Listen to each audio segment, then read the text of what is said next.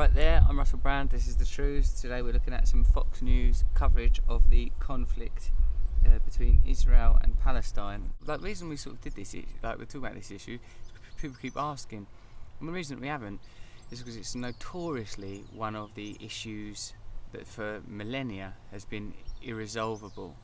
So how will we tackle this age-old problem? Well, we don't know. We'll know in 5 minutes. It is 4 in the morning in Israel, and we are hearing artillery shells constantly landing in Gaza tonight. What about that, Brooke? What does it mean for us? Well, I think it means that we have to pay attention very, very closely, because there are several reasons why Americans should care very deeply about this current conflict. And number one, because of 9/11, because Hamas and Al-Qaeda are the same type of Islamist terrorist groups that are theologically motivated with the goal of destroying the West.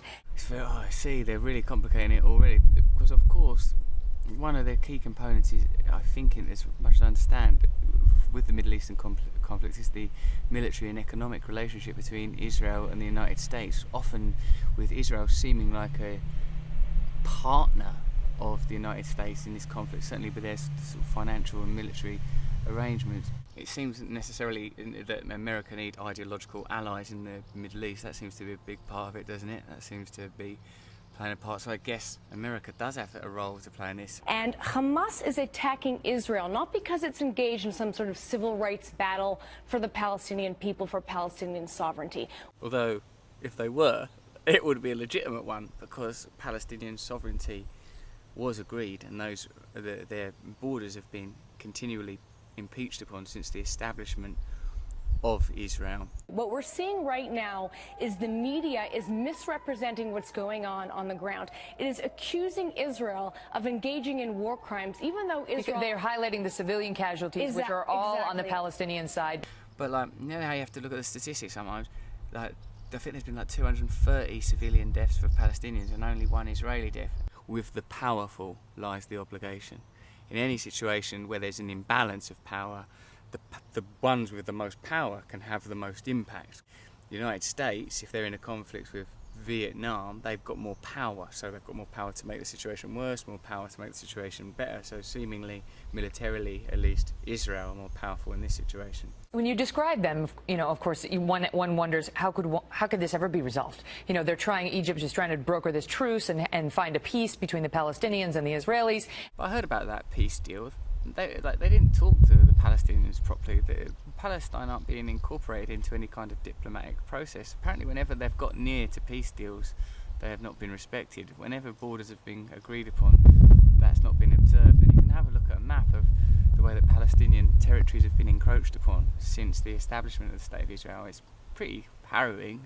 How can we ever, you watch the artillery shelling land and continue tonight, and you think, there's no way out. Hamas isn't going to say, okay, Israel, you get to exist. I think the only way for it that we can have a positive impact is for the West not to provide military or financial assistance to either side, to condemn violence on both sides and to insist on a peaceful solution. That's obvious, isn't it? That's obvious. Am I going to get in trouble for saying that? Probably, but I'm in a graveyard and I will die anyway. It becomes a propaganda tool for them to keep things going. They want this going further into the future. This is a PR war for Hamas. Hamas did not attack Israel because it thinks it's going to win. Hamas knows it's going to lose. Hamas's goal is to increase civilian casualties. I don't think Hamas's goal is to increase civilian casualties, but one way that we could find out what the goals of extremists on either side of the argument, however those extremists are dressed, whatever access to money and media those extremists have, is to say, look, no more. We, the international community, condemn all violence. No more violence from either side. But the people can't arrive at that conclusion while they're constantly fed information that conflict is the solution. While apparently the deaths of those 3 murdered Israeli students was held back and used to perpetuate and build up tension and conflict. But we ain't got no consensus. None of us want that to be going on over there. We're all outraged by death on either side. We ain't got no voice. It's being made by people that are not accountable to us. The UN ain't accountable to us. Our own governments are not accountable to us. Because behind it all will be all sort of military treaties, financial treaties, trade agreements and pacts, deals over there to get oil, deals over there to maintain this relationship with Saudi Arabia and this relationship with Egypt. And what's behind all of that? It ain't religion, it's money. They're winning the PR battle because the Western media is allowing them to, and they're also winning in the sense that the Obama administration has refused to cut off funding to the Palestinian Authority, even though it has now announced a partnership with Hamas. So you can make the argument that U.S. taxpayer dollars are going towards aiding and abetting a terrorist group, a designated terrorist group. I mean, that's just language, terrorist group. I'll tell you where American tax dollars are definitely going. Israel. There's no doubt about that. Some very powerful lobbying groups representing the interests of Israel in American politics. That is currently engaged in a war against our ally and murdering its own civilians in the process. It's important to keep this in mind as you watch, you know, the darkness there in Israel. We're so far away there in Gaza and wonder why. Why are we covering this? Why is this all over every major channel? Those are some of the reasons why. Brooke, good to see you. Well done. On Fox News, they have to explain why that's important. I've met lots of people in America. Some of them must be watching Fox News, much as I've met people who read the Daily Mail in England. And everyone's beautiful, basically, if that's the frequency that we choose to commune on, if that's the aspect of our consciousness we choose to elevate. So I suppose that the only thing we can do is, as one, make a decision that we want peace, not to support or perpetuate violence by funding military activity on either side. That is some truths, that is some complex truths. But before you get anxious, remember, you'll be dead soon.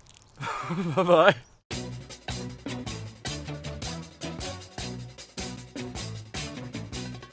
Nose is a tool that is abused to fool you and to leave you scared and confused. Trews is like the nose. If the nose was true, I want some Trews. Let's have some Trews.